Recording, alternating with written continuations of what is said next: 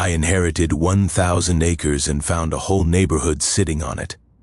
I'm at my grandfather's old cattle gate when a white BMW X7 skids to a stop like she owns the place. Out steps Constance Hartwell, HOA president, attorney, and professional menace. Designer sunglasses, clipboard, death grip. She shoves violation notices at my chest. Tear down this gate. You're blocking our private road. Her road. The same road my grandfather carved in 1959. The same land her entire HOA was built on without a single legal right-of-way. I didn't argue, didn't raise my voice, just nodded and returned to my truck. Because tomorrow morning, the county survey arrives, and when she sees where her million-dollar homes actually sit, let's just say Willowbrook Estates is about to learn who really owns the ground under their feet. What would you do if an HOA tried claiming your family's land? Drop your state below. My name is Clayton Bridwell. I'm 52 and 8 months ago I inherited something I never expected would turn into a war zone. When my grandfather passed, he left me 1,000 acres of the prettiest ranch land in Cedar Valley, Texas. The old farmhouse still cacks the same way it did when I was a kid. And every morning, I make coffee while looking out the kitchen window at rolling hills that have been in my family since 1962. I'm a semi-retired electrician, been living off Social Security and the occasional wiring job. My wife, Sarah, died of cancer last winter. And let me tell you, that woman always dreamed bigger than our bank account. She wanted to start a scholarship fund for local kids who couldn't afford college, but we never quite had the money to make it happen. The ranch sits on some of the most valuable land in the county now, worth about $2.3 million if I ever wanted to sell. But I live on $1,800 a month, and the property taxes keep climbing because of all the fancy development going up around me. The one thing that's never changed is the natural spring that feeds into Cedar Creek. My grandfather's well has been pulling pure cold water from that spring since 1964. That's where Constance Hartwell enters the picture. She drives up in that pristine BMW wearing $300 heels that have no business in ranch dirt. Everything about her screams money and authority. The Chanel sunglasses she never takes off. The way she talks in legal jargon like she's trying to confuse you on purpose. That clipped voice that makes everything sound like a command. Constance is the president of Cedar Valley Estates, this luxury HOA community they built in 2018. We're talking 200 homes with an average price tag of $800,000. These people have more money than sense, and apparently they think that gives them the right to whatever they want.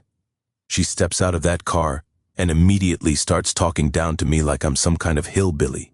Your little farm is blocking our residents' access to Canyon Vista Country Club, she says, waving her manicured hand at my grandfather's gate. This road has been a public easement for years now. I may not be a fancy lawyer, but I know my family history. My grandfather built that road in 1962 with his own hands and a borrowed bulldozer. The cedar fence posts still smell like the day he set them. And I've got the leather work gloves he wore hanging in the barn. Every morning I can hear that old windmill turning lazily in the distance. Same sound that's been marking time on this land for 60 years. But here's Constance standing in my dirt telling me that somehow my private family road belongs to her community now. I carry this little leather notebook everywhere, habit I picked up from my grandfather. He documented everything, and I do the same. When I write, I always tap my pencil 3 times first. Sarah used to say I was too polite for my own good, but some fights are worth having. I still wear my wedding ring, and every morning I talk to Sarah's photo on the kitchen table. She'd have known exactly what to do about this situation. Me? I was confused as hell. My grandfather never mentioned anything about public easements or HOA rights. As far as I knew, that road was as private as the house itself. The stakes here aren't just about principle. I can't afford an extended legal battle on Social Security. But this land holds 4 generations of Bridwell's sweat and sacrifice. My grandfather cleared every acre himself. My father worked this ranch until he was too old to walk the fence lines. And Sarah and I plan to pass it on someday. Constance wants $5,000 in attorney fees plus complete removal of my gate within 30 days. If I don't comply, she's threatening a $50,000 lawsuit that would cost me everything. That's when I realized this woman had picked the wrong fight. Within a week, Constance made good on her threat. A process server showed up at my door with official papers, a formal nuisance complaint filed with the county. The legal language was deliberately intimidating, full of phrases like unlawful obstruction of established public easement and willful interference with community infrastructure. My hands were shaking as I read those papers. $50,000 might as well be $50 million when you're living on Social Security. I couldn't even afford the $500 consultation fee most attorneys wanted just to look at my case. That night, I sat at the kitchen table with documents spread everywhere, feeling more overwhelmed than I'd been since Sarah's diagnosis. But sometimes when you can't afford to fight, you have to get smarter instead. I remembered my grandfather always said the courthouse holds all the answers if you know where to look. So, I drove down to the county records office and paid $25 for a complete property search. The basement of that old courthouse smells like 50 years of musty papers and burnt coffee. But I spent the whole day down there with a copy machine and a lot of patience. That's when I found the first piece of the puzzle. My grandfather's original 1962 property deed included something specific: private road and water rights in perpetuity. I took photos of everything with my phone camera and made careful notes in my little notebook. The more I dug, the more interesting things got. See, here's something most people don't know about property law. Easements aren't automatically permanent. An easement is basically permission to cross someone else's land. But that permission has to be legally granted and properly recorded. Just because you've been using a road doesn't make it yours. Translation: walking across your neighbor's yard for years doesn't give you the right to build a driveway there. The records clerk was this older woman who'd been working there since the Carter administration. When I explained what I was looking for, she got real quiet and leaned in close. That HOA road easement expired in December 2023, she whispered like she was sharing state secrets. I felt my heart skip a beat. What do you mean expired? She pulled out a folder that looked like it hadn't been touched in years. Your grandfather signed a 25-year temporary access agreement back in 1998 when the first development started going in. But temporary means temporary. It expired last December and nobody renewed it. That's when I realized Constance Hartwell and her precious HOA had been trespassing on my land for 11 months. I sat in my truck outside that courthouse for a long time, just staring at the photocopies spread across my passenger seat. My grandfather's fountain pen signature. E was clear as day on the original deed, but there was no current legal agreement giving the HOA any rights to cross my property. The taste of victory was starting to mix with something else, the realization that this fight was bigger than I'd thought. I drove home, taking the long way, past the HOA entrance, where Constance's BMW was parked sideways across two spaces like she owned the place. The irony wasn't lost on me. She was lecturing me about property rights while her community had been illegally using my land for almost a year. That evening I called the one attorney I could afford, the legal aid clinic that helped seniors with property disputes. The volunteer lawyer was a young woman named Maria Santos. And when I explained what I'd found, her voice got excited in a way that told me I was onto something. Mr. Bridwell, if that easement really expired and was never renewed, then every day they've been using your road constitutes trespassing. In Texas, you can collect damages for unlawful use of private property. I started doing math in my head. 11 months of 200 families using my road to reach their country club. That added up to a lot of unauthorized trips across private land. But the best part was yet to come. Maria asked me to bring in every document I'd found, and that's when she spotted something that made both of us sit up straight. Mr. Bridwell, has anyone from the HOA ever showed you their copy of a current easement agreement? I realized that in all her legal threats and demands, Constance had never once produced any paperwork proving the HOA actually had the right to use my road. She'd been operating on pure intimidation, assuming I'd be too scared or too poor to fight back. That night, I made my first entry in what would become a very important notebook. Day 1, they're trespassing and they don't even know I know. Constance had no idea that her bigs mistake wasn't underestimating me. It was forgetting to do her homework. Constance's response to my legal research was swift and nasty. At 6 in the morning on a Tuesday, I woke up to the sound of bolt cutters snapping through wire mesh. The HOA maintenance crew was cutting my fence in 3 different places right along the road where it crossed my property line. The crew leader, a guy who looked uncomfortable with the whole situation, handed me a work order. HOA attorney says this is legal.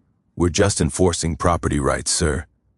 I watched them take bolt cutters to 60 years of fence line while the smell of diesel exhaust from their truck mixed with the morning air. The sound of metal snapping was like fingernails on a chalkboard, and I could feel my blood pressure climbing with every cut. Within an hour, 12 of my cattle had wandered through the gaps and were causing a traffic jam on Highway 47. A sheriff's deputy showed up to inform me that my livestock were now a public safety hazard, and I needed to get them off the road immediately.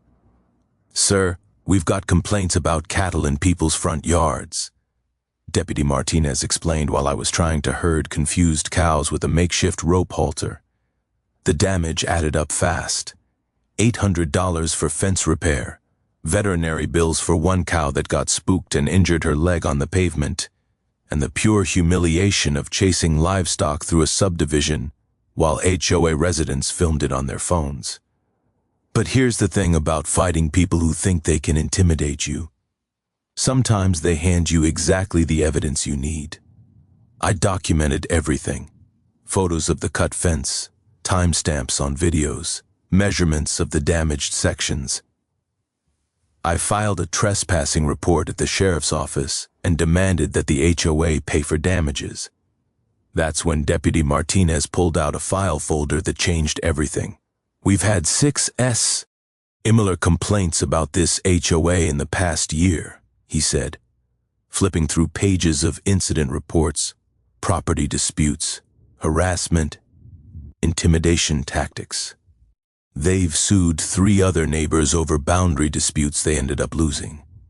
He showed me complaint after complaint. The Martinez family harassed over a drainage ditch. An elderly couple threatened over tree trimming. A veteran who'd been sued for parking his RV on his own property. The pattern was crystal clear. Cedar Valley Estates HOA used legal intimidation to bully anyone who stood in their way. "Document everything," Deputy Martinez advised. "They're building a pattern here, and judges don't like patterns of harassment." That afternoon, I drove to the hardware store and bought the materials to repair my fence. But I also picked up something else, a security camera system that could record in high definition and store footage in the cloud. Here's what most people don't understand about property boundary law. When a fence has been in the same location longer than the neighboring development, that fence line establishes the legal boundary. My grandfather's fence had been marking our property line since before most of these HOA folks were born.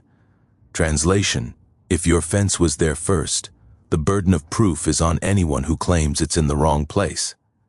I spent that evening installing cameras at 6 different points along my property line. The work felt good after a day of being pushed around, and the familiar smell of cedar fence posts reminded me why this fight mattered. My grandfather had built this place to last, and I wasn't about to let some entitled HOA president tear it down with legal tricks. The next morning brought another nasty surprise. Constance had left a voicemail that was equal parts threatening and condescending. "Mr. Bridwell, continued obstruction will result in escalated legal action. E-Community Board has authorized me to pursue all available remedies." All available remedies. That sounded ominous. I started noticing the HOA maintenance truck driving by twice a day, always slowing down to take photos. Constance's BMW would park on the road just outside my gate, and I could see her sitting there with a clipboard documenting something. But two could play that game. My new security cameras were capturing every drive-by, every trespassing incident, and every act of harassment. I'd learned something important from my grandfather's old surveying equipment, which I'd found in the barn. The secret to winning property disputes isn't just knowing where your boundaries are. It's proving when someone crosses them. That night, I called 3 different attorneys to get price quotes for representation. The cheapest was still more than I could afford, but something interesting happened during those conversations. 2 of the 3 lawyers had heard of Constance Hartwell, and neither had anything good to say about her tactics. "She's got a reputation for using legal costs as a weapon," one attorney told me. "Files expensive suits against people who can't afford to fight back." The irony was perfect. Constance's biggest strength, using the legal system to intimidate, was about to become her biggest weakness. Because I was finally starting to understand the game she was playing.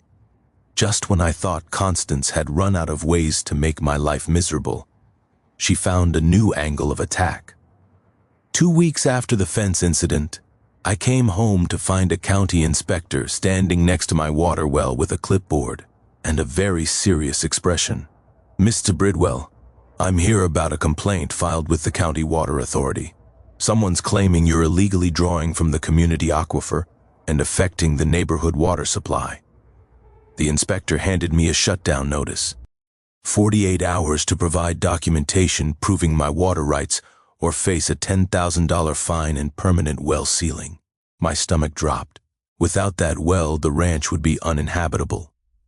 Constance had brought her own expert, some hydrologist in a suit, who was pointing at charts and talking about unauthorized groundwater extraction and community resource protection. The whole thing felt like an ambush designed to overwhelm me with technical jargon and time pressure. But here's the thing about growing up on a ranch. You learn that the best defense against fancy experts is simple documented facts. I went straight to the barn where my grandfather had kept his records in an old filing cabinet that smelled like motor oil and leather. After 2 hours of digging through yellowed paperwork, I found what I was looking for. The original well permit from 1964 signed by the same county that was now threatening to shut me down. The permit was beautifully specific. My grandfather's well was drilled to tap a natural spring that had been flowing on our property since before Texas was a state. The documentation included geological surveys, water flow measurements, and even photos of the spring before any development existed in the valley. But the real treasure was a business card tucked behind the permit. Jim Richardson, county engineer, retired. I called the number, not really expecting it to work after all these years. "Clayton Bridwell, I remember your grandfather well. Hell of a man, and he sure knew how to pick a water source." Jim Richardson had been the county engineer who'd approved my grandfather's original well installation.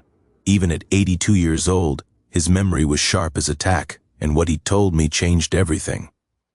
"Your grandfather's well taps the primary spring that feeds the whole valley," Jim explained. "Those fancy HOA wells they drilled in 2018, they're actually drawing from. The same underground flow that originates on your property. They're not losing water because of you. They're dependent on you." I felt like someone had just handed me the keys to the kingdom. Jim agreed to meet me at the ranch the next morning to document the spring source. We spent 3 hours measuring water flow, checking the original well equipment, and taking photos that proved the spring had been producing water continuously since 1964. Here's something most people don't know about water rights law in Texas. We follow the rule of prior appropriation, which means the first person to put water to beneficial use has permanent rights to that source. It doesn't matter what happens around you. First user wins. Translation: in water disputes, it's not about who has the biggest lawyer. It's about who was there first. The county inspector was fascinated by Jim's historical documentation. It turned out the HOA had never filed proper water rights claims when they developed the community. They just assumed They could drill wells and take whatever water they needed. This is highly irregular. The inspector admitted the HOA should have conducted geological surveys before development to ensure adequate water supply. If they're drawing from Mr. Bridwell's spring source without easement rights, that's when I realized the full scope of what I was dealing with. The HOA wasn't just trespassing on my road, they were essentially stealing my water and then claiming I was stealing theirs. I started doing research at the public library, learning everything I could about water law and property rights. The legal aid attorney was thrilled with what I discovered. Clayton, this changes everything. If the HOA's water supply depends on your spring and they don't have legal access agreements, you've got leverage they never saw coming.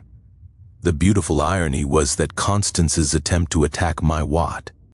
ER Rights had revealed her own community's fundamental weakness. Cedar Valley Estates was paying $8,000 a month for supplemental water during dry seasons, trying to support 200 luxury homes with inadequate well capacity. My natural spring could supply the entire valley year-round, and had been doing exactly that for decades. That evening, I sat on my porch watching the sunset over land that had been in my family for 3 generations. The taste of that pure spring water was the same as when I was a kid, cold and clean and somehow tasting like home. For the first time since this whole fight started, I wasn't just playing defense. I was beginning to understand that I held all the cards. The breakthrough came on a Thursday morning when I decided to go back to the courthouse and find the HOA's original easement filing.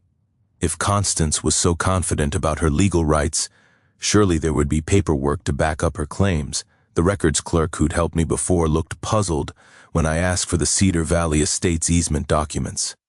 She searched for 20 minutes checking different filing systems and cross-referencing property numbers. "That's strange," she finally said. "I'm not finding any easement recorded for your property. Let me check the developer's original filings." What she found instead made my blood run cold. There was an easement document on file dated 2017 and bearing my grandfather's signature, but my grandfather had died in 2015. I stared at that signature for a long time, feeling something between rage and disbelief building in my chest. Someone had forged my dead grandfather's signature to steal access to his land. The records clerk was as shocked as I was. "Sir, this is highly irregular. We'll need to flag this document immediately and notify the county attorney." I took photos of everything, the forged signature, the dates, the filing information. Then, I drove straight to the legal aid office with hands that were shaking from pure anger. Maria Santos, the volunteer attorney, examined the documents with the careful attention of someone who'd seen fraud before. "Clayton, this isn't just trespassing anymore. This is felony document fraud, conspiracy, and theft of property rights. We need to compare this signature to authentic samples immediately." That afternoon, we spread out every document I'd found across a conference table. The differences were obvious once you knew what to look for. My grandfather had exclusively used a fountain pen since the 1970s. The forged signature was clearly made with a ballpoint pen.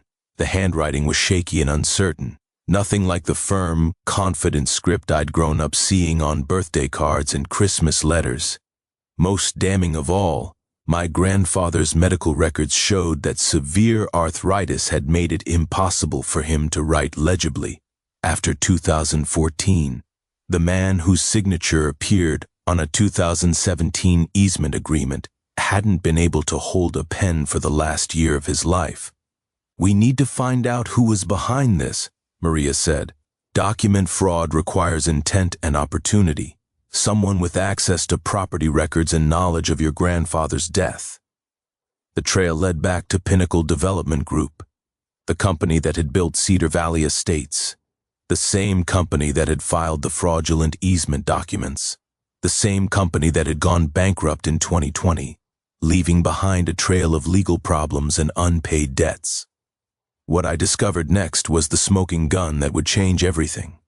Constance Hartwell hadn't just been the HOA president when this fraud occurred. She'd been Pinnacle Development's legal counsel.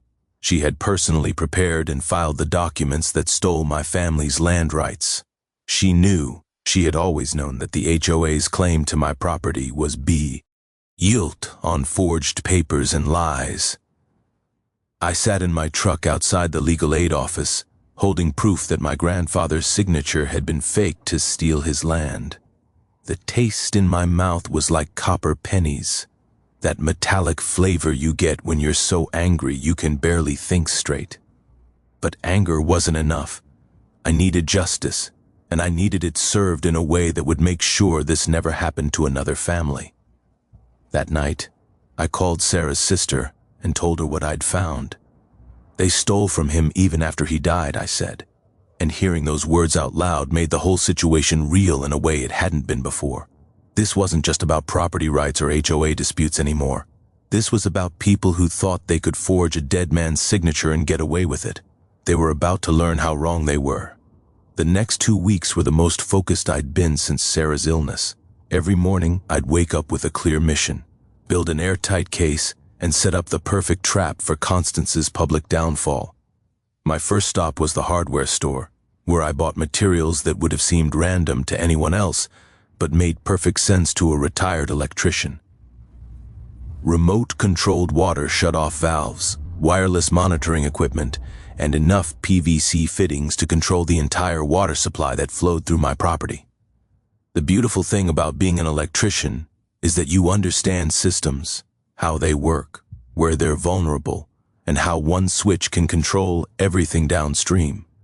Cedar Valley Estates got their water through 3 main lines that crossed my property, all feeding from the spring my grandfather had been protecting for 60 years. Installing those shut-off valves was like performing surgery. Each one was positioned where the HOA's water lines crossed onto my land, hidden but accessible, completely legal since they were and my property. The wireless controls meant I could shut off their entire water supply from my smartphone. While I was doing the physical work, Maria Santos was building the legal case. She'd filed a quiet title action in county court, which is basically a legal process that forces everyone to prove their property claims in front of a judge. When you find fraudulent documents, the court can erase all the fake rights and restore the real ones. Here's what most people don't understand about property fraud. When someone forges documents, everything built on those fake papers becomes legally void. It's like a house of cards. Pull out the forged foundation and the whole structure collapses. Translation: fake papers don't just get corrected. They get erased completely, along with everything that depended on them. The financial calculations were staggering.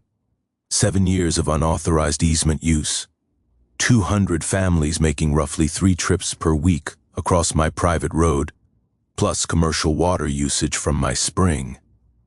Conservative estimates put the damages at $75,000, enough to fund Sarah's scholarship dream, and then some. But money wasn't the only goal here. I wanted accountability, and I wanted it public. My next stop was the county inspector's office, where I learned something interesting about the network of officials who'd been dealing with HOA complaints. Deputy Martinez introduced me to Jim Patterson, the water inspector who turned out to be married to my cousin Jenny from Millerville. Small world. Jim laughed when he realized the connection. And speaking of small worlds, you should know that Constance Hartwell approached me last week with what amounted to a bribery attempt. That conversation led to another piece of evidence. Jim had been documenting HOA corruption for months, collecting reports of attempted bribes, intimidation tactics, and suspicious permit applications. My case was just the latest in a pattern of systematic abuse. The ally network was growing. Jim Richardson, the retired county engineer, agreed to testify about the spring's history. Deputy Martinez provided police reports showing the HOA's harassment pattern. The records clerk who discovered the forged signature was willing to serve as a witness. Most importantly, I'd been contacted by Rebecca Torres, an investigative reporter from the local TV station who'd been working on a story about development fraud in rural communities. My grandfather's forged signature was exactly the kind of evidence she needed to expose a larger pattern of corruption. The technical preparation was meticulous. I tested the water shutoff system repeatedly, making sure I could control it remotely without any delays. The security cameras were positioned to capture every angle of the upcoming confrontation. I even practiced the timing, how long it would take for the water pressure to drop throughout the HOA community once I activated the shutoffs. The legal strategy was equally precise. Maria had timed the process server to deliver our lawsuit right in the middle of what was supposed to be Constance's victory lap. The quiet title action would officially challenge every document the HOA had used to claim rights to my property.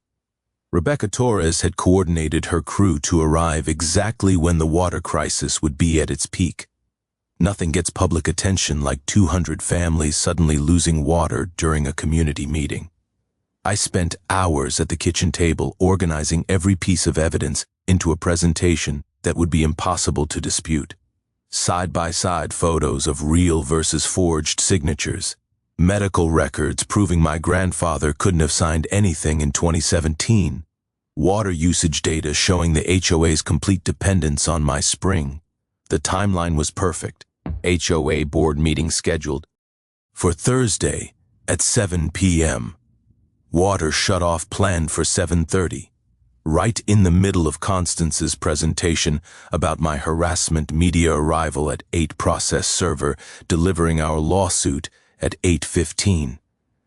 The night before the meeting, I visited Sarah's grave and told her about the plan. Honey, we're going to help a lot of kids go to college, and we're going to make sure nobody else gets robbed the way Grandpa did. Everything was ready. Tomorrow, Constance Hartwell would learn what happens when you forge the signature of a Texas rancher. Constance's desperation became obvious when she started making moves that crossed the line from harassment into outright criminal behavior. Word travels fast in a small county, and she'd apparently gotten wind of my legal research through her network of political connections and real estate contacts. Her first attempt at damage control was breathtakingly stupid.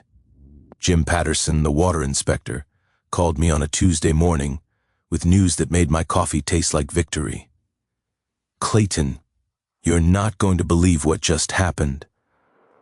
Constance Hartwell showed up at my office yesterday afternoon with an envelope full of cash, trying to get me to red tag your well as contaminated. The details were almost comical.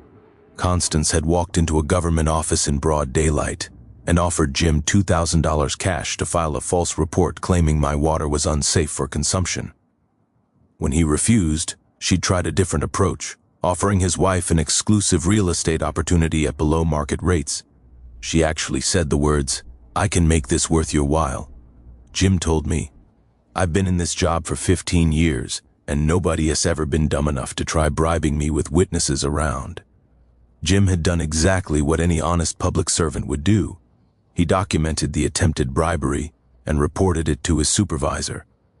More importantly, he'd recorded conversation on his phone, which meant we now had audio evidence of Constance trying to corrupt a county official.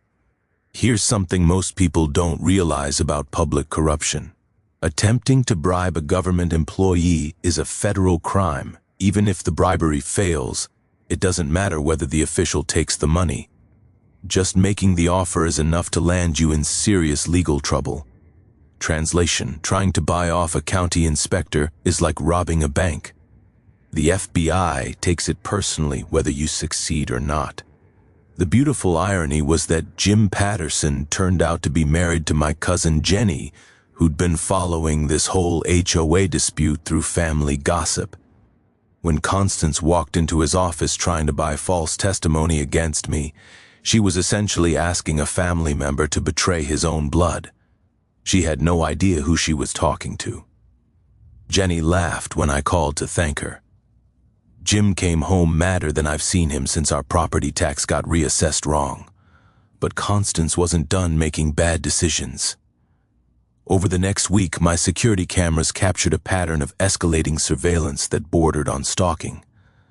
The HOA maintenance truck was now driving past my ranch 4 times a day, always slowing down to take photos. Constance's BMW would park just outside my property line for hours at a time, while she sat there with binoculars and a notepad. The final straw came when I found fresh tire tracks leading right up to my water well housing. Someone had been trespassing on my property in the middle of the night, apparently trying to access my well equipment. The security footage showed two figures in dark clothing using flashlights to examine the well controls around 2 a.m. I called Deputy Martinez immediately. They're escalating to potential sabotage now. This has gone way beyond legal harassment. Deputy Martinez reviewed the footage WI. The focused attention of someone who'd seen this pattern before. Clayton, I think it's time to involve federal investigators. Between the document fraud, the attempted bribery, and now possible conspiracy to damage infrastructure, we're looking at multiple felonies here. That afternoon, I got a call that changed the entire dynamic of our conflict. Rebecca Torres from Channel 7 News had been investigating Pinnacle Development Group as part of a larger story about rural property fraud. My case wasn't just a single incident. It was part of a systematic pattern of development companies using forged documents to steal land rights from rural families. We found evidence of similar fraud in 3 other counties, Rebecca told me. Always the same pattern. Developer claims easement rights on elderly landowners' property, files forged documents after the original owner dies, then uses legal intimidation to maintain the illegal access. The scope of the corruption was staggering. Pinnacle Development had apparently been forging easement agreements across Texas for years, targeting rural families who couldn't afford to fight back in court. My grandfather's signature was just one of dozens they'd faked to steal property rights. But here's where Constance had made her biggest mistake. By trying to bribe Jim Patterson and engaging in surveillance harassment, she'd escalated a property dispute into a federal investigation. The FBI takes public corruption seriously, especially when it involves systematic fraud against vulnerable populations. That evening, I sat on my porch watching the sun set over land that had been stolen and was about to be returned. The smell of cedar and the sound of my windmill turning felt like promises being kept across generations. Constance Hartwell had spent months trying to intimidate me with legal threats and harassment tactics. Tomorrow night she was going to learn what real legal consequences looked like. Constance's final desperate gambit was a masterpiece of legal overreach that perfectly demonstrated why people hate HOAs. 3 weeks before our showdown, she called an emergency board meeting and convinced the other board members to authorize a $100,000 lawsuit against me for what she called malicious harassment and infrastructure damages. The legal papers were delivered by the most aggressive process server I'd ever encountered, a guy who looked like he'd been hired specifically to intimidate rather than just serve documents. He showed up at my door at 6 in the morning, pounding loud enough to wake the dead, demanding that I sign for what he called serious legal consequences. The lawsuit itself was a work of fiction that would have been impressive if it weren't so transparently desperate. Constance claimed that my illegal obstruction of their road access was costing the community thousands of dollars in alternative transportation arrangements. She alleged that my water well was maliciously contaminating their supply.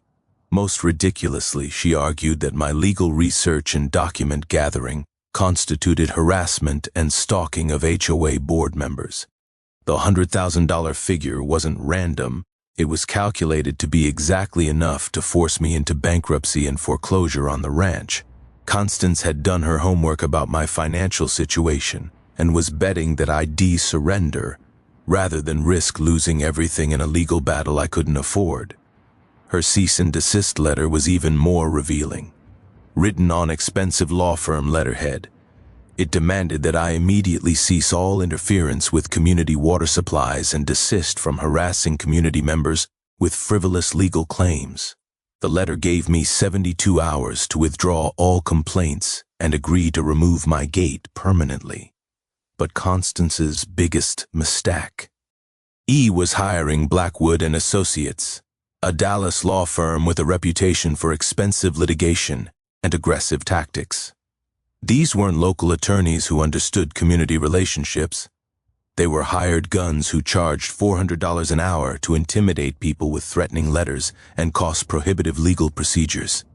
The retainer alone for my defense would have been $25,000. Even if I'd won the case, the legal costs would have bankrupted me and forced the sale of the ranch, except that Constance had no idea what was waiting for her. While she was spending HOA emergency funds on expensive attorneys, Rebecca Torres had been putting together the final pieces of her investigative report. The Channel 7 news team had obtained internal documents from Pinnacle Development, showing a systematic pattern of easement fraud across 4 counties. My grandfather's forged signature was featured prominently as Exhibit A in what was about to become a major corruption scandal. Maria Santos had been equally busy preparing our counterattack. The quiet title action was ready to file, backed by ironclad evidence of document fraud and supported by sworn affidavit from 3 different experts. More importantly, she'd coordinated with federal investigators who were now treating this as part of a larger RICO case against organized real estate fraud. "Clayton, this isn't just about your ranch anymore," Maria explained. "The FBI is building a case against a network of developers, attorneys, and public officials who've been systematically defrauding rural landowners for years. Your evidence is the keystone that makes their whole case." The final escalation came when Constance made the mistake of threatening people beyond her legal reach. She'd apparently been calling county officials, demanding that they support her version of events and pressure me to settle. When that didn't work, she tried company, contacting my neighbors with offers to share information about my legal troubles if they'd support the HOA's position.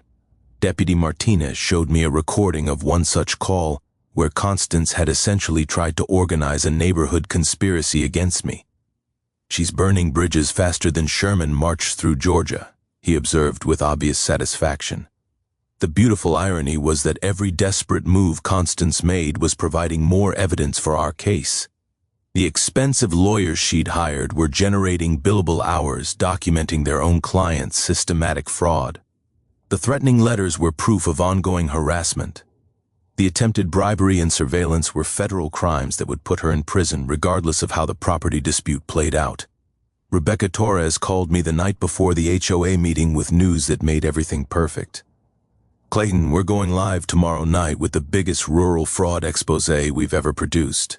Your story is the centerpiece, and we've got documentary evidence of at least 12 other families who've been victimized by the same pattern."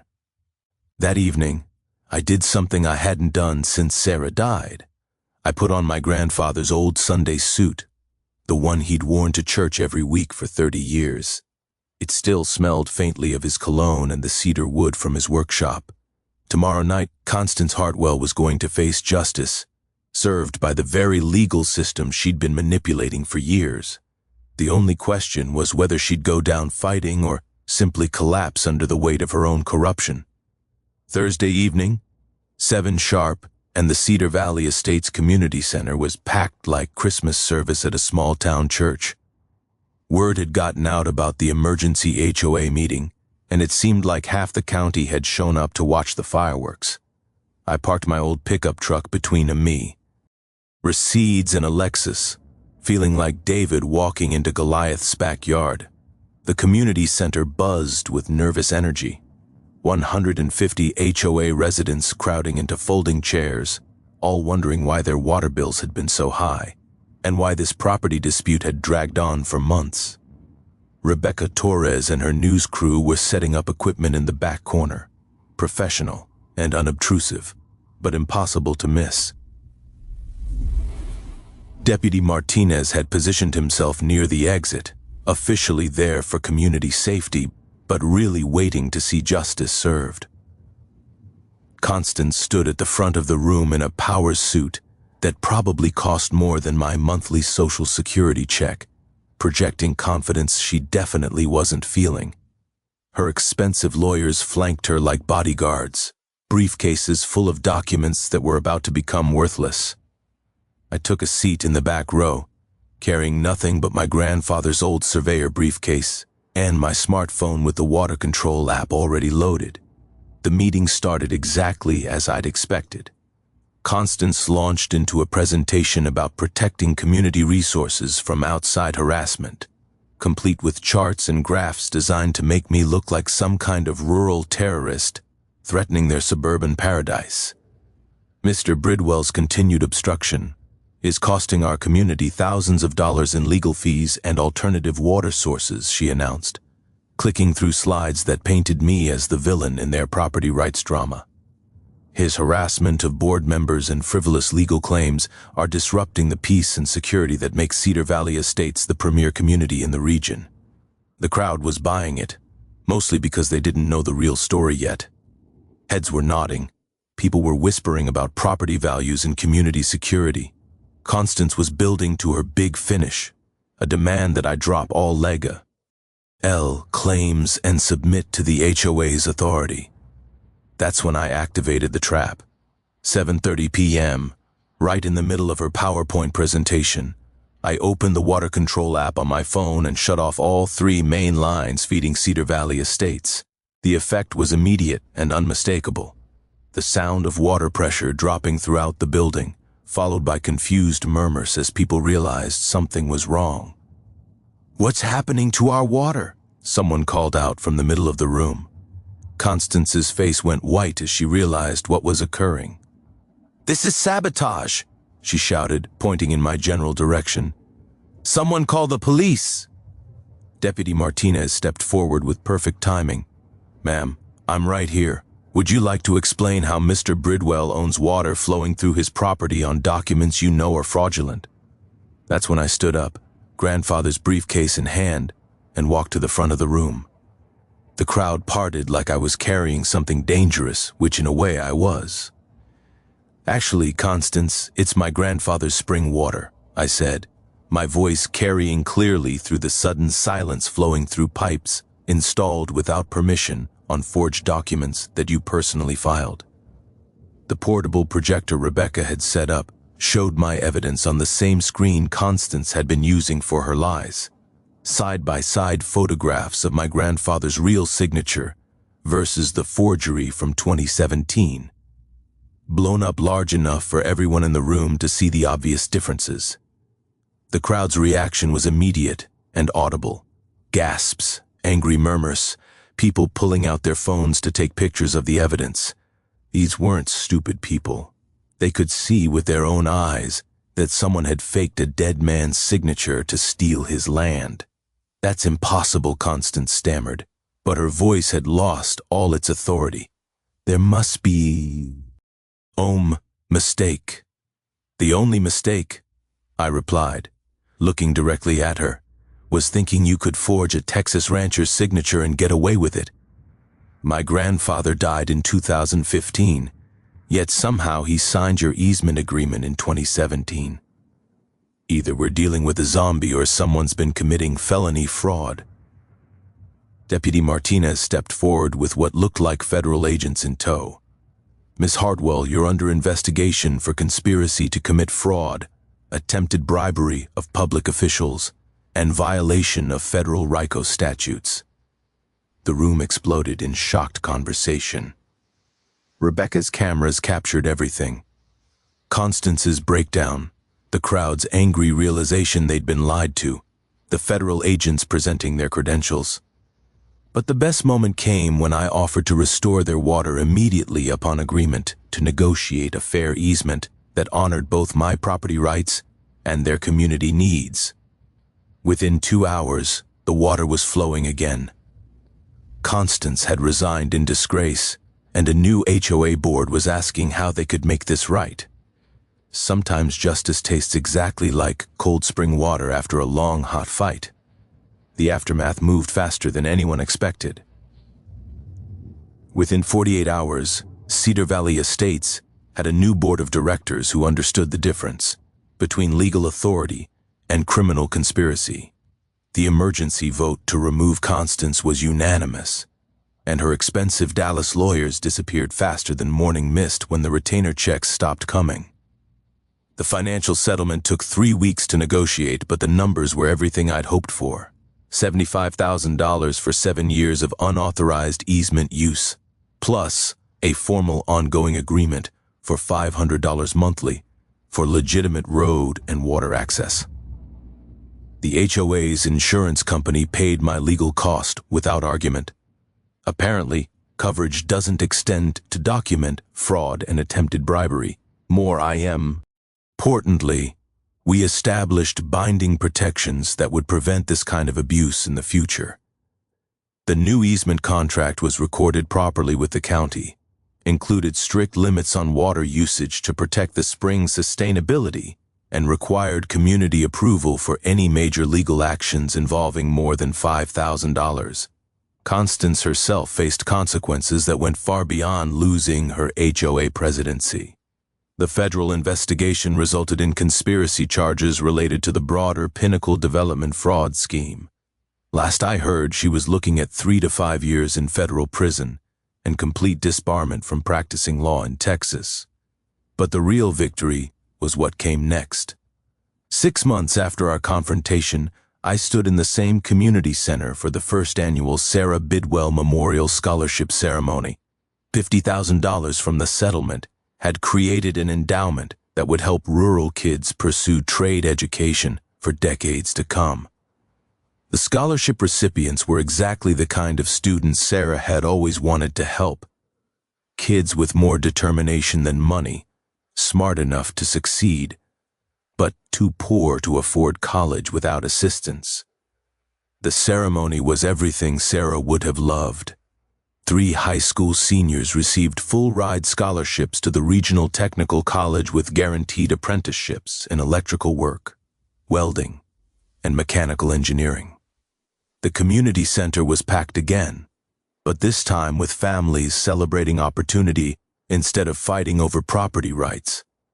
I'd finally taken off my wedding ring that morning and placed it on Sarah's grave before the ceremony. "Honey, we did it," I told her headstone. "Kids are going to college because of our fight, just like you always dreamed." The personal healing that came with closure was unexpected but profound. For the first time since Sarah's death, I could imagine a future that included more than just survival. I'd started dating again after meeting Janet Morrison, a volunteer coordinator for the scholarship program, who shared my interest in helping rural families navigate legal challenges. The ranch itself had been transformed from a burden into a legacy. Property values had stabilized once the legal disputes were resolved. But more importantly, I'd established the Rural Property Rights Workshop series.